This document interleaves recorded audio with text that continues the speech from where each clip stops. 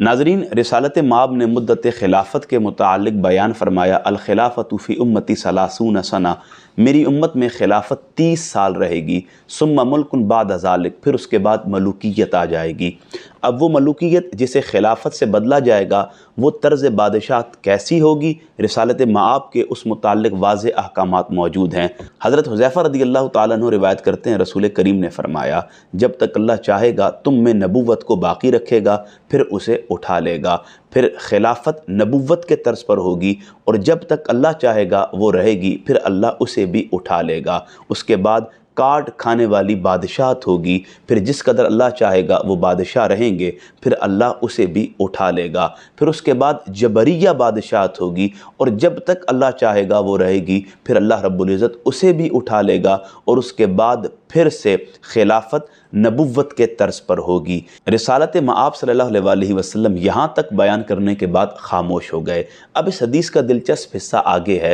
हबीब रज़ियल्लाहु ताला अन्हु अपनी राय के तौर पर इसमें नुक्ता शामिल करते हैं कि जब उमर बिन अब्दुल अज़ीज़ रहिमहुल्लाह का दौर हुकूमत आया तो मैंने उन्हें ये हदीस लिख कर भेजी और उनसे कहा कि मैं उम्मीद करता हूँ कि ज़ालिम बादशाह और जबरिया बादशाहत के बाद आप अमीरुल मोमिनीन हैं। ये उनकी अपनी राय थी। नाज़रीन, इसी ज़ेल में हज़रत सफ़ीना वाली रिवायत बड़ी दिलचस्प है।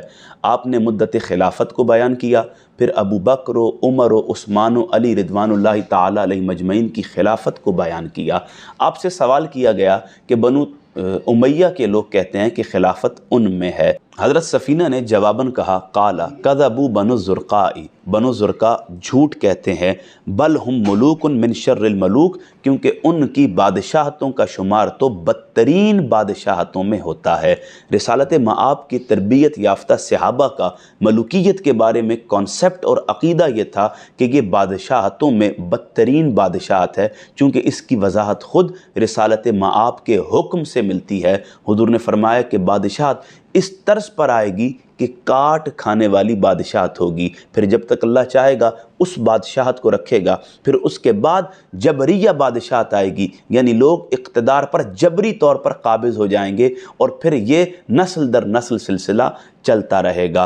तो रिसालत माब के तरबियत याफ्ता सहाबा ने मलूकियत के बारे में हमें यह अक़ीदा दे दिया कि उसका ताल्लुक़ खिलाफत से क़त्अन नहीं था, और अगर कोई उनके दौरे हुकूमत को खिलाफत में शुमार करता था तो सहाबा किराम उन्हें यानी झूठा कहते थे।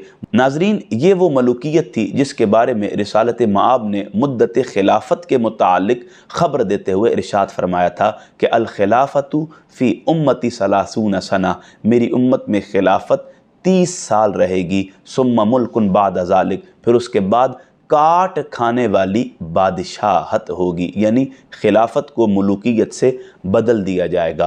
और मैं पहले कई मरतबा अर्ज़ कर चुका हूँ कि ये जो खिलाफत है हज़रत सफ़ीना की रिवायत से जो अबू बकर, उमर, उस्मान, अली को 30 साल में पूरा करते हैं, ये 30 साल यानी आखिरी जो 6 साल हैं वो 5.5 साल अलीयुल मुर्तज़ा के हैं, और उनमें 6 माह की खिलाफत हज़रत हसन मुजतबा की है। जब इसे मिला दिया जाता है तो फिर खिलाफत राशिदा अपनी असल सूरत में रिसालत माब की ख़बर के मुताबिक हमारे सामने आ जाती है, जो कि 30 साल है। अल्लाह पाक हमें अमल की तौफ़ीक़ अता फ़रमाए।